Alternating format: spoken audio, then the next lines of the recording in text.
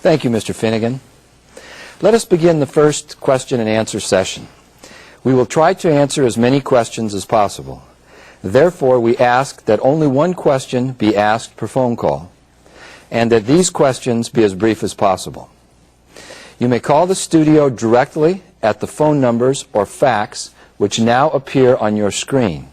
We remind you to make your phone calls at a distance from the monitor to avoid feedback.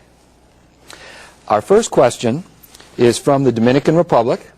It is from El Centro de Gestión e Investigación in the city of Santo Domingo in La República Dominicana.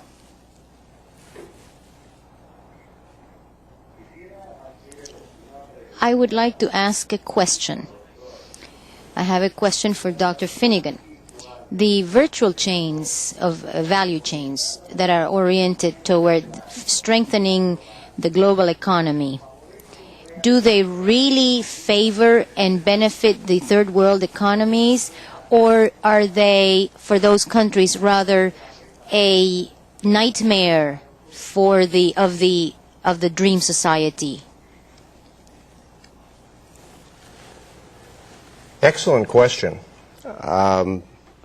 It is a challenge for third world economies and even for some Western economies to catch up to this very quick-moving, internet-driven information economy.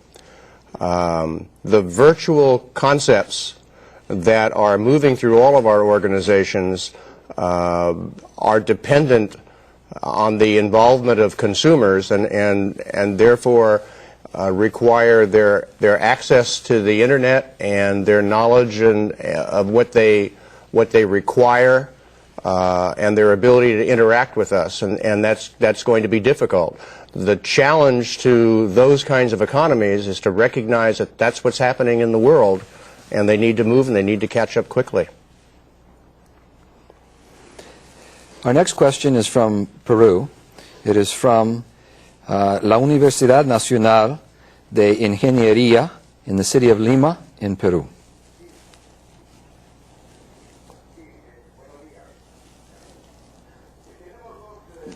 We have two questions that we would very much like you to resolve for us. The first one is that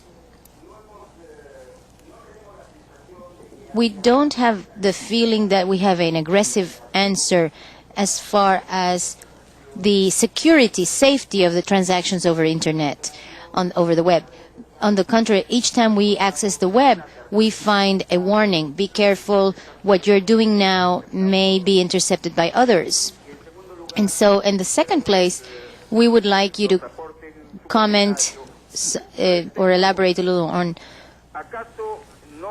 whether or not we are losing the human factor and the social relationships in a market through this electronic market that is so highly competitive and that will be developing even more so. So don't you think we're losing the important social factor, the personal element here? Again, two really good questions. Let me take the first one quickly. Yes, the transactions over the internet must be based upon security. Increasingly, that security is available where you receive a warning and you're uncomfortable and you're not familiar with the vendor. Then probably you ought to turn to another means of interaction. But increasingly, I think you will find that because of the trust factor, people will only do business with organizations they trust, that the internet is going to become much more reliable and much more trustworthy. And we'll talk a little bit in the second segment about some bot capabilities that are coming into the internet that will protect and help both consumers as well as suppliers. The second question's a really, really good one, and I don't want to take too long on it, but let it suffice to say, for some people, the internet is more freeing in terms of their relationships. You are watching Amazon.com and a number of other organizations getting into auctions and bidding wars. In fact, there's now a website called Haggle, if I'm not mistaken, is Haggle.com, where you can deal with the vendor and try to establish price. Some of us find that very difficult to do one-on-one, but on the web, that relationship becomes much easier because I can deal with the facts of the information as opposed to the personalities. But yes, I think there is some danger, and again, I think we'll talk a little bit in the second segment. Hopefully, we'll partly answer that question about how we are moving to much more high touch as a result of high tech. Thank you. Our next question is from Mexico. It is from La Universidad de Occidente en Los Mochis in the state of Sinaloa in Mexico. Buenos días.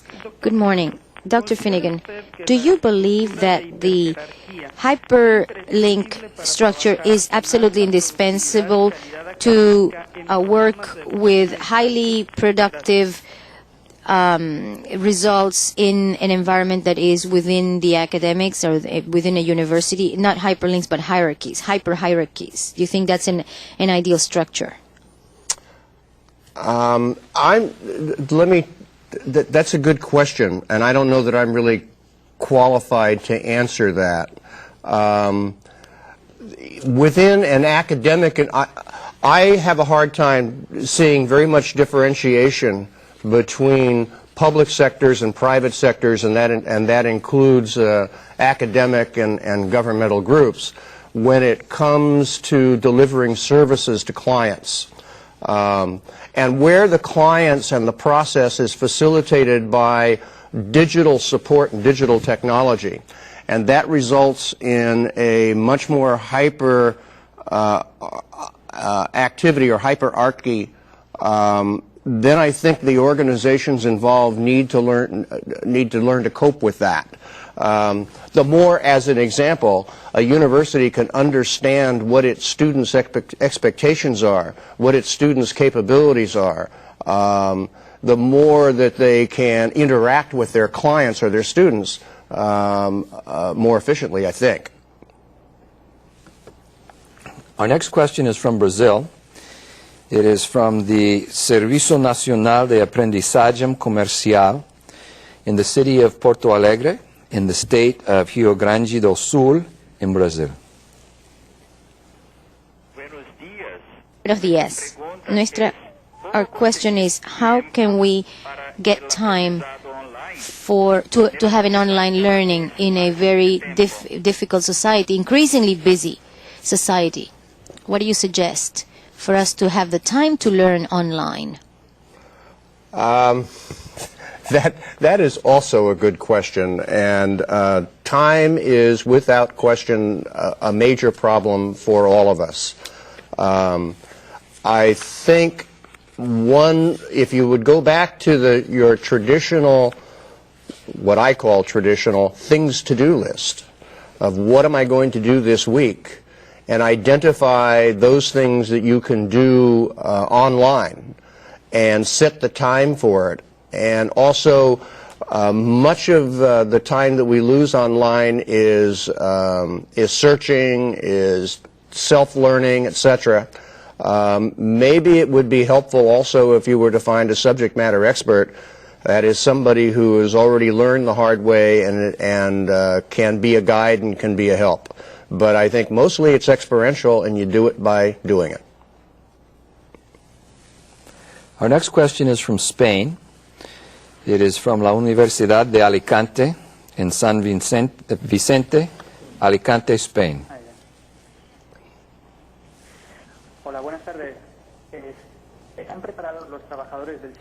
Are the 21st century workers ready to face the new ways of organizational structure that you are mentioning now?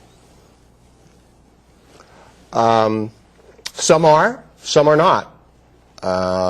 Organizations that wish to compete in what is an inevitable change are going to have to make the effort to prepare their workers to participate in this new world.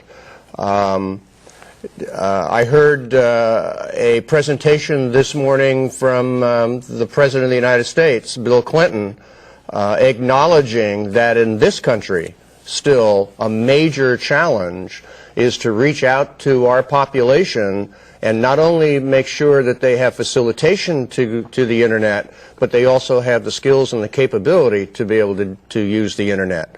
Otherwise, they will find themselves as a non-participant in a rapidly growing new economic structure. So all of us, those of us in the private sector and those of us in the public sector, have a responsibility to turn to our populations and do what it takes in order to get people involved and be able to participate. Our next question is from Mexico. It is from La Universidad Tecnológica de Nezahualcóyotl in the city of Nezahualcóyotl in the state of Mexico in Mexico. Good morning. According to what you've just mentioned about Microsoft, what do you think about Bill Gates' opinion as far as that we have a very important source of knowledge in the most unsatisfied clients? I think that's an acknowledgement of that many of us have been talking to for some time since total equality started. And that is that the nature of what we are about is meeting our customers' requirements. And to do that, we need to understand what they are. And you learn from mistakes and you learn from customers who are dissatisfied. Increasingly, and we'll talk a little bit about this in the second segment, but increasingly that is becoming a little bit easier to do with users of the web. By being able to track who uses your sites, who buys your products, and who doesn't. But that is an important element, regardless of the technology that's used to gather data. That is an important element of being able to compete in today's world. Thank you. Next, we have another question from Mexico. It's from La Universidad de Sonora in the city of Hermosillo in the state of Sonora in Mexico. And greetings to all of the people who make this possible. Dick Page, Dr. Finnigan, and our best greetings for the new millennium that we're about to begin. The question that we have has to do with this new global environment, which is so changing and so noisy, and it's hectic. What resources do we have in order to attract the attention of one client in a very clean way and more honest way and more complete way so that we attract them? And also a big hug to all of you from us here. Well, a big hug to you too. In the new economy, in the way the internet and the way digital technology is operating today, I mentioned channels. We are able to reach to a very focused, small group of clients. And increasingly, there are a number of organizations that are able to prosper by just strictly going to that small group of clients. The process is, do you understand what your client base requires, what their expectations are, and have you a way of delivering it and delivering it to them efficiently, regardless of whether we're talking about electronics printers, videotapes, whatever. You can deal with a very narrowed, focused set of clients and become the premier supplier to them by focusing only on that group of people. Thank you. And our final question for this session is from Bolivia. It is from La Universidad Privada Boliviana in Cochabamba, Bolivia.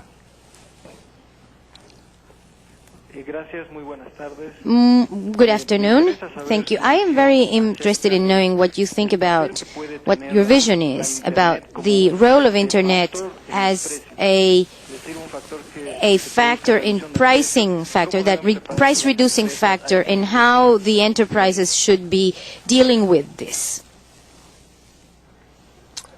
That is a very good question. Actually, there's two questions. The first one is I have learned not to predict the future.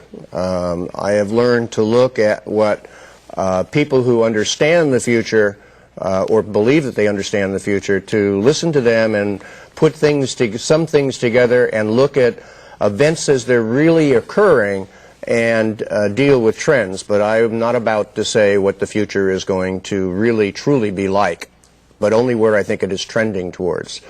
One of the difficulties of the internet and one of the difficulties of the new technology is that things are moving very rapidly, and it is very difficult for people to keep up with it. But it is a trend that, it is more than a trend, it is a direction. And as that direction accelerates, there will be more changes. There will be new technology. And this is a very difficult time. Change is always difficult. But it's also very exciting because it is providing so much opportunity. The burgeoning, growing economy of the world is being driven as much by digital technology as it is by the breaking down of trade barriers. And I think we should all be applauding that, and we should all be looking for ways to bring more of us into this opportunistic situation.